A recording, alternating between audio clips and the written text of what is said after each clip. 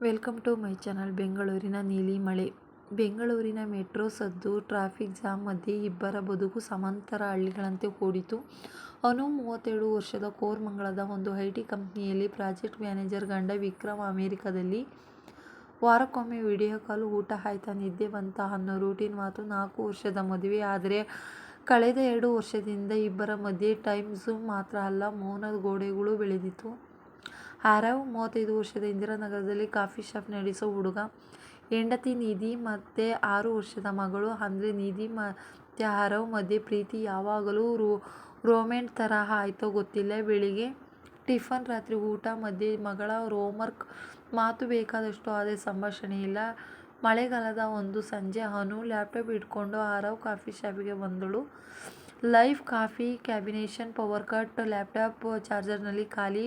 Aarav candle ಹಚ್ಚಿದ. ನಿಮ್ಮ coffee ಚೆನ್ನಾಗಿದೆ ಅಂದಳು ಅನು. ನಿಮ್ಮ ಮುಖದಲ್ಲಿ ಸುಸ್ತು ಚೆನ್ನಾಗಿ ಕಾಣುತ್ತಿಲ್ಲ ಅಂದ ಆರವ್. ಅಷ್ಟೇ, ಯಾರೂ ಪ್ಲಾನ್ ಮಾಡಿರಲಿಲ್ಲ. ಮಳೆ ಜೋರಾಗಿತ್ತು, ಮಾತು ಹರಿದಿತ್ತು. ಕೆಲಸದ ಒತ್ತಡ, ಒಂಟಿತನ, ಮನೆಯವರು ದೂರ ಆದ್ರೂ ಮನಸ್ಸು ಹತ್ತಿರ ಆಗದ ನೋವು. ಇವರಿಬ್ಬರ ಕೇಳೋಕೆ ಒಬ್ಬರೊಬ್ಬರು ಸಿಕ್ಕಿದ್ರು. ಮೊದಲ ಕಾಫಿ, ಆಮೇಲೆ ವಾಕ್, ಆಮೇಲೆ ಲಾಲ್ಬಾಗ್ನಲ್ಲಿ ಭಾನುವಾರ ಬೆಳಗ್ಗೆ ಬೆಂಗಳೂರಿನ ಟ್ರಾಫಿಕ್ನಲ್ಲಿ ಸಿಕ್ಕಿ ಹಾಕೊಂಡು.